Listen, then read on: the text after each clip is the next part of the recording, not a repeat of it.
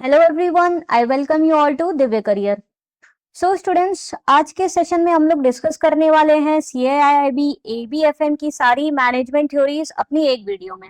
ये बहुत ही important theories है, आप मान के चलिए हर साल एग्जाम में इसमें 15 to 20 मार्क्स के क्वेश्चंस आते ही आते हैं। तो ये सारी मैनेजमेंट की जो थ्योरीज हैं which are mainly related to the motivational theories, उन सभी को हम लोग कवर करेंगे आज के वीडियो में। एक बार आप ये पूरा वीडियो अच्छे से देख लोगे तो आप मान के चलिए आपकी 15 to 20 मार्क्स क्या है ABFM में पक्के हैं। तो सेशन स्टार्ट करने से पहले चैनल को जरूर से सब्सक्राइब कर दीजिए, बेल आइकन प्रेस कर दीजिए to get all the timely notifications and for all the CIIB related updates do join our telegram group. I have shared the link in the description box. So let's start with our today's session. तो सबसे पहली theory जिसका हम लोग discussion करेंगे that is Maslow's hierarchy of needs. ये theory किसने दी है? It has been given by Abraham Maslow. तो उन्होंने कहा है जो ह्यूमन बीइंग्स होते हैं उनकी 5 लेवल ऑफ नीड्स होती हैं। There are 5 level of needs जो इन्होंने बताई है। सबसे बेसिक नीड जो होती है which is the primary need of human beings that is the physiological needs, जिसमें आपका मेनली आ जाता है जैसे फूड है, क्लोथिंग है, शेल्टर है, स्लीप है। ओके जैसे जो कह सकते हैं आप रोटी, कपड़ा, मकान, जो एक बेसिक नीड्स हैं that are covered in the under the physiological needs. तो जब ह्यूमन बीइंग्स की फिजियोलॉजिकल नीड सेटिस्फाई हो जाती है, he move up in the ladder to satisfy his safety needs. Safety needs में कौन सी नीड्स आ जाती है? जैसे कि लॉ एंड ऑर्डर हो गया, जॉब सिक्योरिटी हो गई।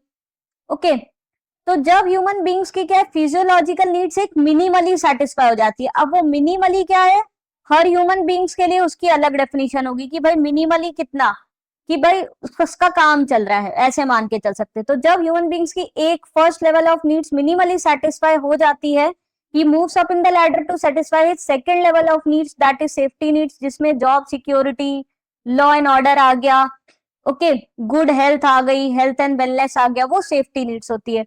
तो जब second level of safety needs fulfil हो जाती है तो वो मूव अप करता है लैडर में to fulfil his love and belongingness needs which is also called the social needs, जहां पर उसको love, affection, friendship, family, okay close affinity, वो सारी चीजें आ गई। जब ये नीड फुलफिल हो जाती है he move up to fulfil his self esteem needs. Self esteem needs में आ गया जैसे रेस्पेक्ट उसको मिल रहा है, रिकॉग्निशन मिल रहा है उसके काम के लिए, ओके तो वो सेल्फ एस्टीम नीड्स। और हाईएस्ट लेवल ऑफ नीड्स होती है self actualisation needs which is like realising his full potential, जो भी फुल क्रिएटिविटी है, full potential, okay that he could realise here. So that is the highest level of needs. तो Maslow ने क्या कहा है, अब्राहम मैस्लो ने, कि ह्यूमन बीइंग्स एक लेवल ऑफ नीड को जब तक मिनिमली सेटिस्फाई नहीं करेगा तब तक वो लैडर में ऊपर नहीं बढ़ेगा to achieve his higher level of needs. तो इस तरीके से वो वन लेवल अप मूव होता रहता है as soon as he achieves his lower level of needs। तो ये जितने भी नीड्स है वो इस तरीके से लेवल वाइज मेंटेन बनी हुई है ह्यूमन बीइंग्स की। तो ये आपकी बेसिक नीड्स से लेकर कॉम्प्लेक्स नीड्स तक इन्होंने बताई है। तो अब जो इंपॉर्टेंट पॉइंट्स है इस थ्योरी के वही देखते हैं। पहला इन्होंने क्या कहा है, only the unsatisfied needs influence the humans behaviour, satisfied needs do not. तो जो नीड उसकी अनसेटिस्फाइड है लोअर लेवल में, ठीक है, पहले वो उसको सेटिस्फाई करने की कोशिश करता है, तो उसी के लिए ही वो सारे एक्शंस करता है, उसी से ही उसका बिहेवियर डायरेक्ट होता है।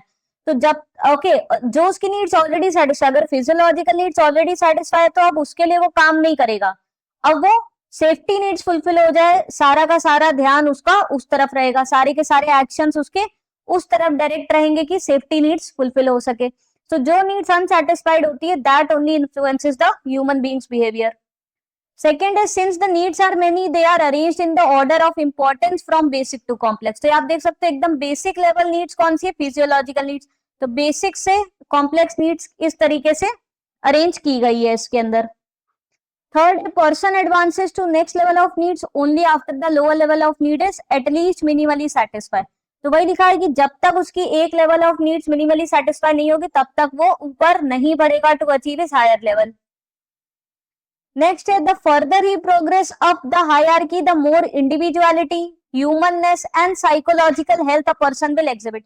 तो जितना वो ऊपर बढ़ता जाता है उतनी ही ज्यादा उसकी और मेंटल हेल्थ स्ट्रॉन्ग होती है और ज्यादा उसके अंदर इंडिविजुअलिटी आती है, okay when he is able to realise his full potential. So these are the important points related to Abraham Maslow's hierarchy of needs.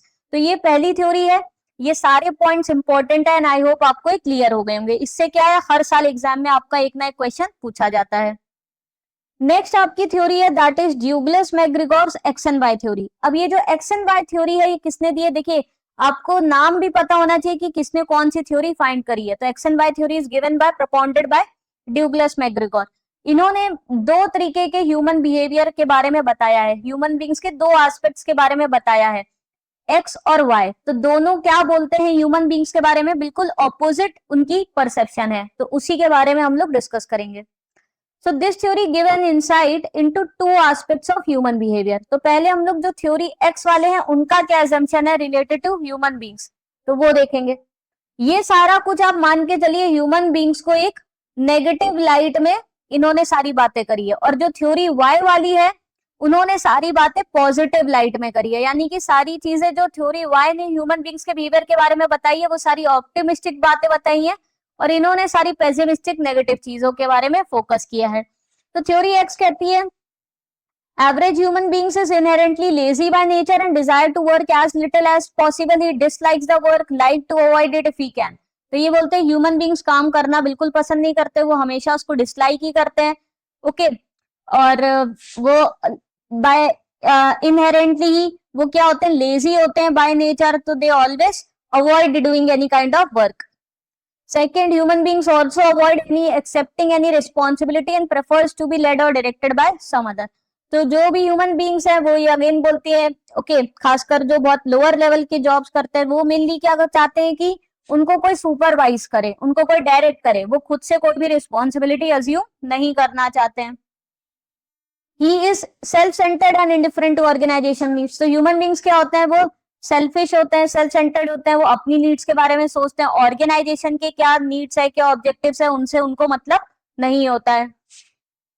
He has little ambition, dislike taking responsibility, prefers to be led but want security। तो अब ये जो human beings by nature उनको job security तो चाहिए but उनको additional कोई काम नहीं करना है, बहुत ही कम उनका एम्बिशन होता है, रिस्पॉन्सिबिलिटी वो लेना नहीं चाहते हैं, वो चाहते हैं उनको कोई दूसरा बताए कि क्या काम करना है कैसे काम करना है तो वो वैसे कर लेंगे। So they prefer being supervised by others, they prefer being led by others. He is not very intelligent, lack creativity in solving organizational problems। तो नेक्स्ट वो कहते हैं human beings by nature again बहुत ज्यादा इंटेलिजेंट नहीं होते हैं इस टाइप के लोग, और वो क्या होता है ऑर्गेनाइजेशन की बड़ी प्रॉब्लम्स भी आती है तो उनको सॉल्व करने के पोटेंशियल नहीं रखते। By nature resist the changes of any time. तो फिर जो चीज उनको एक बार आती है वो उसी चीज को ही करना चाहते हैं, वो नई चीजें सीखना नहीं चाहते, नई स्किल डेवलप नहीं करना चाहते हैं। ओके कोई चेंजेस आता है तो हमेशा उनका एक रेसिस्टेंस रहता है उसकी तरफ में। नेक्स्ट हम लोग बात करेंगे about the theory Y assumption, जो कि ह्यूमन बींग्स को एक पॉजिटिव लाइट में परसीव करते हैं। So an average man is not really against doing work. वो कहते हैं अगर ह्यूमन बींग्स को अच्छी गुड वर्किंग कंडीशंस मिली जाए, पॉजिटिव वर्किंग कंडीशंस दी जाए, सो उनके लिए वर्क भी इक्विवेलेंट होगा टू द प्ले। तो वो वर्क को भी उतना ही मन लगा के करेंगे जितना कि वो फन को करते हैं। People can be self-directed and creative at work if they are motivated properly। Theory Y कहती है अगर ह्यूमन बींग्स को प्रॉपरली एक सही डायरेक्शन में मोटिवेट किया जाए तो वो लोग खुद से भी अपने अपने ले सकते हैं कि क्या उनको करना है लाइफ में। ओके जरूरी नहीं है कि कोई दूसरा उनको बताए, डायरेक्शंस दे तो ही वो उसके इशारों पे मतलब उस तरीके से काम करे। ओके वो क्रिएटिव होते हैं, काम में अपनी इमेजिनेशन के थ्रू नए इनोवेटिव आइडियाज ला सकते हैं टेबल पे। Self control on the part of people is useful for achieving organization goals. External control and threat of punishment alone do not bring about efforts towards organization objectives। तो क्या है कि खुद से ही self directed, self motivated, self control होना, discipline में रहना, ओके वो ही हम एक्चुअल में चाहिए भी रहता है ऑर्गेनाइजेशन में सक्सेस के लिए। बाहर से ही आप सिर्फ कंट्रोल लगाओ कि पनिशमेंट आपको मिलेगी आप गलत काम करोगे, तो उसी से ही सिर्फ ऑर्गेनाइजेशन के ऑब्जेक्टिव्स नहीं अचीव हो सकते। Self control is very much important. People have the capacity to exercise imagination and creativity। तो अगेन थ्योरी वाई कहती है जो ह्यूमन बींग्स होते हैं वो क्रिएटिव हो सकते हैं, ओके क्रिएटिव पोटेंशियल होता है, they can solve the organisation problems. People are not by nature passive or resistant to organization needs. They have become so as a result of experience in organization. तो again वो कहते हैं कि ऐसा नहीं है कि ह्यूमन बींग्स उनको चेंजेस पसंद नहीं है. ओके वो रेसिस्ट करते हैं कई बार, क्योंकि अगर उनका पास्ट में अगर एक्सपीरियंस अच्छा ना रहा हो उससे रिलेटेड, कोई changes related, then they resist, otherwise it is not so. Okay तो ये थ्योरी है विच इज गिवन बाय, आपको याद रखना, ड्यूगलस मैकग्रिगोर, जिन्होंने दो साइड्स ऑफ ह्यूमन बींग्स की बात करी है. थ्योरी एक्स, जिन्होंने सारा नेगेटिव एस्पेक्ट में बात करी है, परसीव किया है ह्यूमन बींग्स के नेचर को. थ्योरी वाई, जहां सारी पॉजिटिव बातें की जा रही है. नेक्स्ट थ्योरी है that is motivation hygiene theory. This theory is also known as two factor theory और सैटिस्फायर डिससैटिस्फायर थ्योरी. तो आपको याद रखना है, मोटिवेशन हाइजीन थ्योरी नाम लिखा हो, टू फैक्टर थ्योरी नाम लिखा हो, सैटिस्फायर डिससैटिस्फायर थ्योरी नाम लिखा है, एक ही बात है. और ये थ्योरी किसने फाउंड करी है? It has been propounded by Frederick Herzberg. इसको हर्जबर्ग थ्योरी भी कहते हैं. तो फ्रेडरिक हर्जबर्ग ने motivation hygiene theory okay find करी है, जहां पर उन्होंने कहा है कि एक ऑर्गेनाइजेशन में दो टाइप के फैक्टर्स होते हैं जो कि इन्फ्लुएंस करते हैं ह्यूमन बींग्स के बिहेवियर को. पहला फैक्टर होता है मोटिवेशनल फैक्टर. मोटिवेशनल फैक्टर्स जो अगर प्रेजेंट होते हैं ऑर्गेनाइजेशन में, it results in positive satisfaction among the human beings. अगर वो प्रेजेंट है तो उससे क्या है, इंसान ह्यूमन बींग्स जो एम्प्लॉइज है वो मोटिवेट होते हैं ओके आगे बढ़ने के लिए, एक्सेल करने के लिए, दे आर पॉजिटिवली सेटिस्फाइड. और दूसरे होते हैं हाइजीन फैक्टर्स. हाइजीन फैक्टर्स का क्या है कि अगर वो प्रेजेंट होते हैं तो उनका कोई पॉजिटिव इंपैक्ट नहीं पड़ता एम्प्लॉइज पे, they remain neutral to that the presence of these hygiene factors. But अगर हाइजीन फैक्टर्स एब्सेंट हो जाए तो दैट रिजल्ट्स इन डिससैटिस्फैक्शन. तो हाइजीन फैक्टर ऐसे फैक्टर है जो कि एम्प्लॉइज परसीव करते हैं कि भाई ये तो प्रेजेंट होने ही चाहिए बाय डिफॉल्ट. तो अगर वो प्रेजेंट है they will remain neutral to it, कि भाई अच्छी वर्किंग कंडीशन है, एसी प्रॉपरली चल रहा है, प्रॉपर साफ सुथरा टॉयलेट है, अच्छे रिलेशनशिप्स हमारे मेंटेन है, ओके तो वो प्रेजेंट है तो न्यूट्रल है. But if these factors are absent it will result in dissatisfaction among them.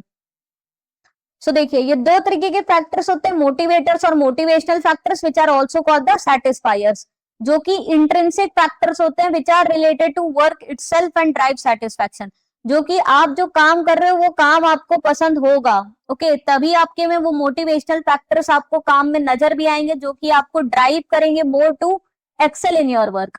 तो मोटिवेशनल फैक्टर्स कौन से होते हैं याद रखिएगा, इस पे भी डायरेक्ट क्वेश्चन आ चुका है कि जिसमें क्या था कि कोई एक फैक्टर दे दिया था और there you have to identify कि इनमें से कौन सा एक मोटिवेशनल या हाइजीन फैक्टर है.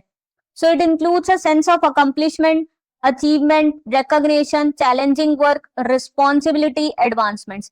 तो जो एक तरीके का हमें एक सेंस ऑफ अकम्प्लिशमेंट जैसे हमें प्रोवाइड होता है, जो हमारे पर्सनल ग्रोथ, पर्सनल डेवलपमेंट की जहां बात होती है, where we can feel कि we are personally developing, personally growing, okay, career advancement, okay हो रहा है, तो they come under the motivational factors.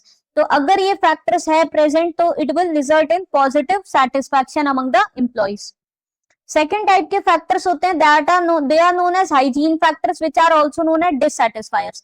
तो ये आपके extrinsic environmental factors होते हैं, they are not the internal factor, they are related to the environment that are present around you. Okay, they are not related directly to the type of job you are doing, but it is related to the context. Okay, तो ये अगर content related होते हैं, job content, so this is related to the context which is the surroundings around you. Okay, so if they are missing or inadequate, it causes dissatisfaction. Their presence, however, does not create satisfaction, but merely a no dissatisfaction state. अगर वो present है तो just no dissatisfaction का state है, means human beings are just neutral to it. But if they are absent, it will result in dissatisfaction. जैसे कि proper company की policies frame हो, वो सभी इंप्लॉइज को प्रॉपरली कम्युनिकेटेड हो, ऐसा सभी इंप्लॉइज मान के चलते हैं, प्रॉपरली उनको सुपरवाइज किया जा रहा है, मॉनिटर किया जा रहा है उनके काम को, सैलरी भाई अच्छी खासी मिल रही है, सुपरविजन में भी मतलब प्रॉपरली सुपरवाइज है, there is no partiality okay by the supervisor, properly fairness adopt किया जा रहा है by the supervisor in monitoring the work, salary भी आपकी adequate salary as per the work you are doing, job security आपकी है, ऐसा नहीं कि कल कभी भी निकाल दिया जॉब से, गुड वर्किंग कंडीशंस है, good relationships है with the peers and their subordinates, with the manager and everyone, so healthy relationships, so these they come under the hygiene factor कि healthy relationships है, good working environment है, okay, adequate salary है, job security है, proper company policies design है, okay, which are properly communicated to employees, so they come under the hygiene factor. Okay, next theory है that is known as Alderfer ERG theory. तो ये ERG theory है, ये किसने establish करी है, किसने फाउंड करी है? It has been established by Clayton Alderfer. आपको ये सारे याद होने चाहिए कि कौन सी थ्योरी किसने फाउंड करी है. Who took the Maslow's hierarchy of needs and turned into three-factor model of what motivates the people, which includes existence, relatedness and growth. तो देखिए, हमने सबसे पहले अपनी मैस्लो की थ्योरी पढ़ी थी, जिन्होंने बताया था कि ह्यूमन बींग्स की 5 लेवल ऑफ नीड्स होती हैं. तो इन्होंने क्या किया, ये मैस्लो थ्योरी में ही कुछ चेंजेस करे हैं और उन्होंने ये 5 नीड्स को डिवाइड कर दिया है 3 लेवल्स में, एग्जिस्टेंस, रिलेटेडनेस और ग्रोथ. तो पहला नीड है एग्जिस्टेंस, जहां पे आपके फिजियोलॉजिकल नीड्स कवर हो जाते हैं और दूसरे सेफ्टी सिक्योरिटी नीड्स कवर हो जाते हैं under the existence. So it refers to both the person's physical and mental wellbeing. It is the most tangible and motivating of all the 3 requirements and it is the need which comes first. तो ये सबसे ज्यादा motivating need होती है, क्योंकि अगर किसी के पास प्रॉपर फूड, क्लोथिंग, शेल्टर नहीं है तो सबसे ज्यादा वो उसी की तरफ काम करेगा कि भाई वो नीड फुलफिल हो सके, तो वो एग्जिस्टेंस नीड है. सेकेंड लेवल जो रिलेटेडनेस था, वो आपके मैस्लो के सोशल नीड्स के इक्विवेलेंट है, which includes your sense of community, healthy relationship with one self, next levels of importance की भाई आपकी गुड रिलेशनशिप्स है, अफेक्शन है, अफिनिटी है. लास्ट है ग्रोथ, जहां पे आपके सेल्फ एक्चुअलाइजेशन नीड्स आ जाते हैं, सेल्फ एस्टीम नीड्स आ जाते हैं, which refers to self development, fulfilment, feeling of realising your full potential. तो अब अगर आप सोचोगे कि ये है तो सिमिलर ही, सिर्फ नीड्स के नाम बदल दिए, तो ऐसा नहीं है. अब इसमें मेन जो डिफरेंस है which is different from the Maslow's need, वो ये है, मैस्लो ने कहा था कि जब तक हमारी एक लोअर लेवल ऑफ नीड नहीं सेटिस्फाई होगी तब तक हम लोग ऊपर नहीं बढ़ेंगे to move the to achieve the higher level of need. इसने कहा ऐसा कुछ नहीं है, आप हो सकता है कि पहले सोशल नीड फुलफिल कर रहे हो, फिर बैठ के सेफ्टी नीड फुलफिल कर रहे हो. तो ऐसा कुछ अरेंजमेंट नहीं है कि हम लोग पहले एक ही नीड को फुलफिल करेंगे then only we will proceed to fulfilling other level of need, ऐसा कुछ नहीं है. ओके, और कई बार क्या होता है कि कई बार ये भी होता है कि हायर एक नीड आपकी फुलफिल नहीं हो रही है, तो ह्यूमन बींग्स क्या करते हैं, फिर वो नीचे की लेवल की नीड को और ज्यादा सेटिस्फाई करने में लग जाते हैं.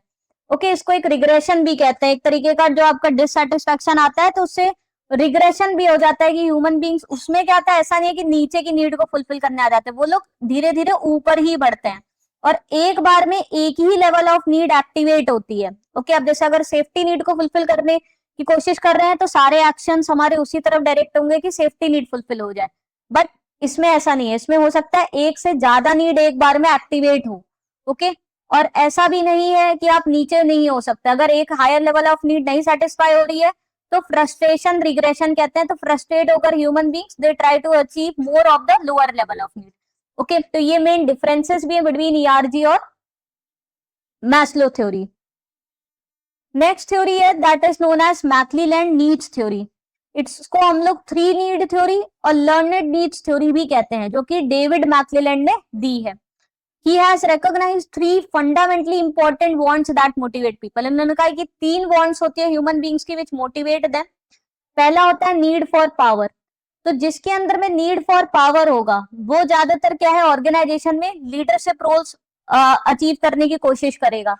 Need for power refers to the capacity to inspire और influence the behaviour of other people. जहां आप चाहते हो कि आप एक पावरफुल डोमिनेंट पोजीशन में हो, जहां पर आप सारे डिसीजन ले सकते हो और दूसरों के बिहेवियर को इन्फ्लुएंस कर सकते हो.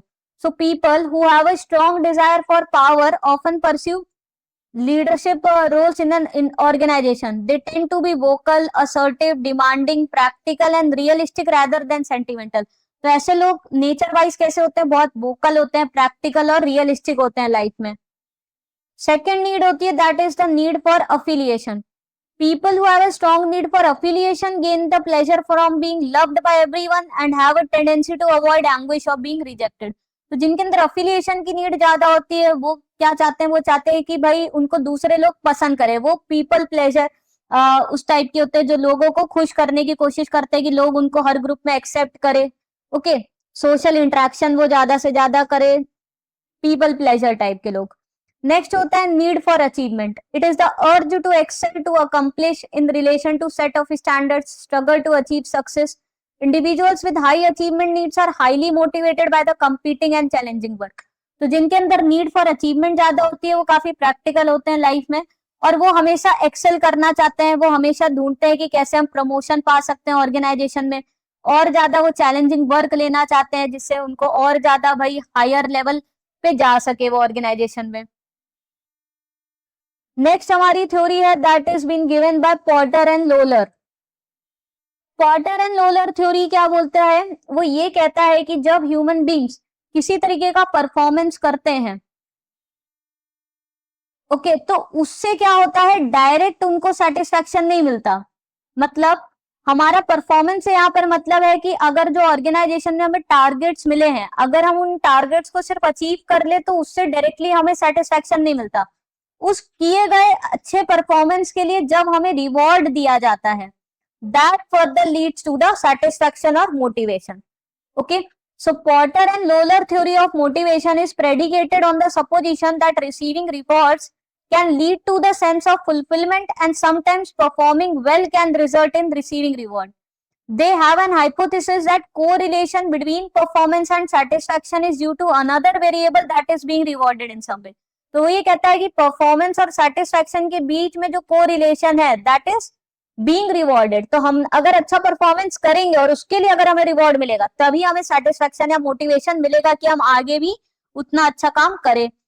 So Porter and Lawler contend that performance is not necessarily a direct result of being satisfied. Instead, an opposite is true, because once the people have achieved their goals of satisfaction, they are more likely to be complacent. साथ में वो ये कहता है कि ऐसा नहीं है कि अगर हमें भाई सब चीज अच्छी है, हम सेटिस्फाइड है, कॉम्प्लेसेंट है, तो हमारा परफॉर्मेंस अच्छा होगा.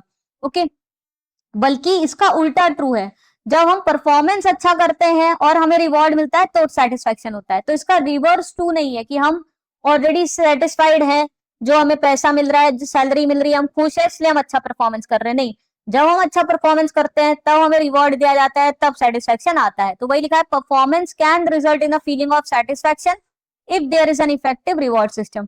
तो मेन क्रक्स इसका थ्योरी का सिंपली बस यही है कि वो ये कहता है जब एक एम्प्लॉय अच्छा परफॉर्मेंस करता है और उसके लिए जब उसको रिवॉर्ड दिया जाता है, it results in motivation of satisfaction. तो मैंने जितना कोई हो सकता है उतना ज्यादा इजी वे में आपको ये सारी थ्योरीज एक्सप्लेन कर रहे हैं, क्योंकि अदरवाइज आप इनको पढ़ते बैठोगे तो आपको कॉम्प्लेक्स लग सकती है और फिर इन पर केस स्टडीज आएगी तो you will find difficult to answer the questions. इसीलिए इसको बहुत ही इजी लैंग्वेज में हम आपको इस वीडियो में समझाने की कोशिश कर रहे हैं. नेक्स्ट थ्योरी है that is the equity theory, जो कि जॉन एस एडम ने दी है. ओके, और स्मिथ ने भी दी है. एडम स्मिथ थ्योरी भी इसलिए इसको कहते हैं.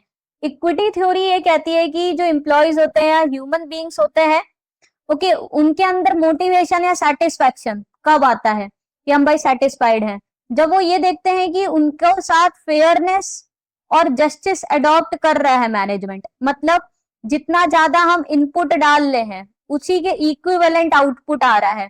मतलब जितना ज्यादा हम इनपुट में अपना एफर्ट, टाइम, स्किल डाल रहे हैं उसी के अकॉर्डिंग ही हमें भाई सैलरी या अप्रिसिएशन हमें मिल रहा है. तो फिर हमारे को क्या लगता है, हाँ भाई जस्टिस प्रिवेल है ऑर्गेनाइजेशन में. तो पहला तो एम्प्लॉयज क्या करते हैं, अपने इनपुट को कंपेयर करते हैं विद द आउटपुट, तो वो इक्विवेलेंट है, तो उनको लगता है हाँ भाई जस्टिस और फेयरनेस है ऑर्गेनाइजेशन में.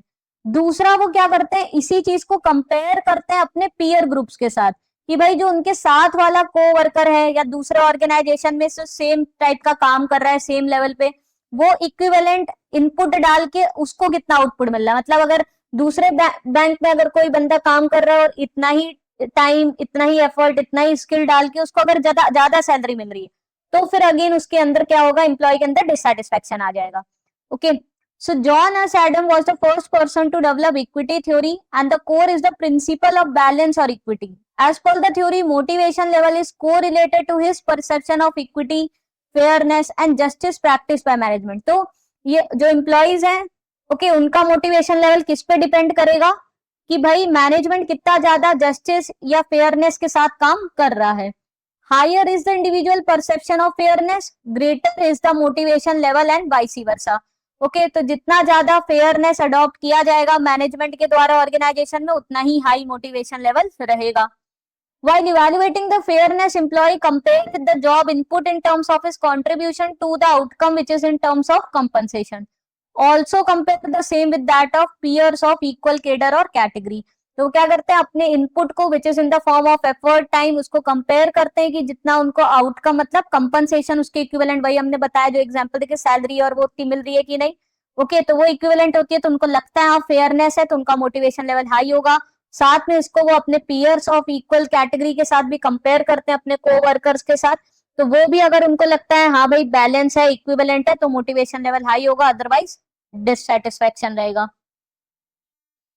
नेक्स्ट थ्योरी है that is called self determination theory. ये किसने दी है? It was established by Edward Deci and Richard Ryan. सारी थ्योरीज किसने किसने फाइंड करी है और क्या उसका क्रक्स है वो आपको पता होना चाहिए. So the foundation for the development of self, तो इन्होंने ये फाइंड करी है and they came up with the theory what motivates people and it suggested that people are driven by the desire to improve themselves and find satisfaction in their lives. तो ये बोलते हैं कि ह्यूमन बींग्स कब motivate होते हैं? वो तब मोटिवेट होते हैं जब उनको लगता है कि एक तो उनका अपनी लाइफ पे सेल्फ कंट्रोल है, कि वो चूज कर सकते हैं कि उन्हें क्या करना है लाइफ पे.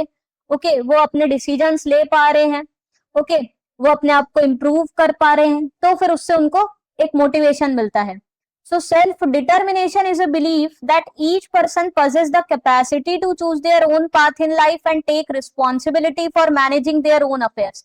The quality is very important in terms of person's psychological health and well-being. तो जब human beings को लगता है हाँ भाई हमारे पास मतलब नेसेसरी स्किल्स हैं और हमारे पास डिसीजन भी हम अपनी लाइफ का खुद से ले सकते हैं, खुद से अपना रिस्पॉन्सिबिलिटी अज्यूम कर सकते हैं for the decisions we have taken.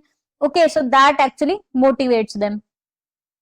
Last theory है हमारी आज की, that is Vroom's expectancy theory. और इस पर एग्जाम पिछले कई बार एग्जाम में क्वेश्चंस आ चुके हैं, 2 से 3 बार क्वेश्चंस आपके इस थ्योरी पर पूछे जा चुके हैं. ब्रूम्स एक्सपेक्टेंसी थ्योरी किसने डेवलप करी है? विक्टर ब्रूम ने.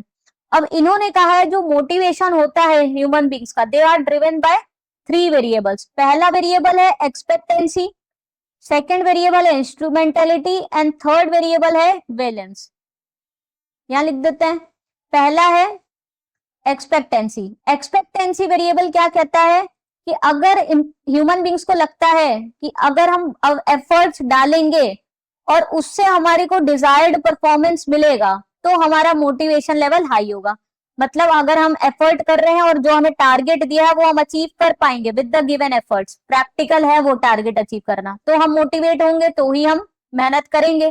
ठीक है तो एक्सपेक्टेंसी अगर हाई है कि भाई हमारे effort will result in the desired performance, वही लिखा है degree to which they believe they are able to achieve positive result as a direct result of the effort they put into something, तो that is the expectancy. Expectancy कहते हैं कि हमारे efforts डालने से अगर हमारे को डिजायर्ड परफॉर्मेंस मिलेगी या टारगेट अचीव होंगे तो मोटिवेशन लेवल इंप्रूव होगा. सेकेंड वेरिएबल है दैट इज इंस्ट्रूमेंटेलिटी. इंस्ट्रूमेंटेलिटी कहता है कि जो हमने परफॉर्मेंस अचीव किया, अगर हमने टारगेट अचीव करे, अगर उसके टारगेट अचीव करने पर अगर हमें रिवॉर्ड मिलेगा, ठीक है हमने भाई मैनेजमेंट ने कहा ये हमारे टारगेट है और वो हमने अचीव कर लिया और उसके लिए अगर हमें रिवॉर्ड मिलेगा तो हमारा मोटिवेशन लेवल अप जाएगा, हाई होगा. और तीसरा है बैलेंस, कि हमने ठीक है हमने रिवॉर्ड तो मिल गया बट वो रिवॉर्ड है कितना वैल्यूएबल. ओके आपने बढ़िया अच्छे खासे टारगेट थे वो आपने अचीव करे, उसके लिए आपका कुछ सैलरी इंक्रीमेंट किया गया. ठीक है तो एफर्ट डालने से टारगेट अचीव हुए, वो एक्सपेक्टेंसी था कि भाई हाँ वो आपके प्रैक्टिकल आपको टारगेट दिए गए थे जो अचीव हो सकते हैं, रियलिस्टिक टारगेट, तो आप एफर्ट डालते हो तो एक्सपेक्टेंसी हाई है कि भाई हमारा ये बिलीफ है कि भाई हमारे एफर्ट डालने से परफॉर्मेंस हो जाएगी, तो मोटिवेशन लेवल हाई होगा उस काम को करने के लिए. और उस काम को करने से अगर हमें रिवॉर्ड मिलने वाला है तो अगेन हमारा मोटिवेशन लेवल हाई होगा, और वो रिवॉर्ड जो मिलने वाला है वो वैल्यूएबल है हमारी आंखों में, तो हमारा मोटिवेशन लेवल हाई होगा. मतलब हमारे को टारगेट अचीव करने से सैलरी इंक्रीमेंट होगा, ठीक है, और सैलरी इंक्रीमेंट इतना होगा कि मतलब कम से कम 25% हो जाए, तो फिर वो क्या है वैल्यूएबल है. तो अगर ये तीनों चीजें हाई होंगी तो मोटिवेशन लेवल हाई होगा. So according to Broom, specific factors which decide an individual level of motivation are expectancy, which is effort डालने से, यानी कि एफर्ट डालने से पॉजिटिव रिजल्ट्स आएंगे, मतलब ठीक है, तो आपका मोटिवेशन हाई है। सेकंड वेरिएबल है instrumentality, degree to which they believe that achieving positive results will result in a reward. तो यहाँ पर अगर उनका बिलीफ है कि भाई कितना ज्यादा हमें रिजल्ट अचीव करने से हमें रिवॉर्ड मिल सकता है, तो वो ज्यादा है कि हाँ भाई मिलेगा हमें जरूर, तो इंस्ट्रूमेंटेलिटी है, हाई है, तो फिर अगेन मोटिवेशन हाई होगा। थर्ड है valence, the degree to which they place high value on any reward which is associated with particular action. Reward मिल रहा है और वो कितना वैल्यूएबल रिवॉर्ड है। A lack of motivation may be present if any one of the variable is absent। तो इन तीनों में से अगर कोई भी एक वेरिएबल मिसिंग है, एब्सेंट है, तो फिर ऑफ कोर्स मोटिवेशन नहीं होगा एम्प्लॉइज में वो काम करने के लिए। So motivation level is given by expectancy into instrumentality into valence as per the Victor Vroom. ये फॉर्मूला अप्लाई होता है यहाँ पे। सो स्टूडेंट्स, इसके साथ हमारा आज का सेशन ओवर होता है, जहां हमारी मेन जो 9 थ्योरीज थी, मोटिवेशनल थ्योरीज, जिनपे कि आप मान के चलिए 15 से 20 नंबर के क्वेश्चंस आते हैं, वो हमने बहुत ही इजी लैंग्वेज में डिस्कस कर लिया। अगर आपको सेशन पसंद आया हो जरूर से लाइक कर दीजिए, चैनल को सब्सक्राइब करके बेल आइकन प्रेस कर दीजिए to get all the timely notifications, and for all the CIB related updates do join our telegram group. I have shared the link in the description box. See you in the next session. Thank you.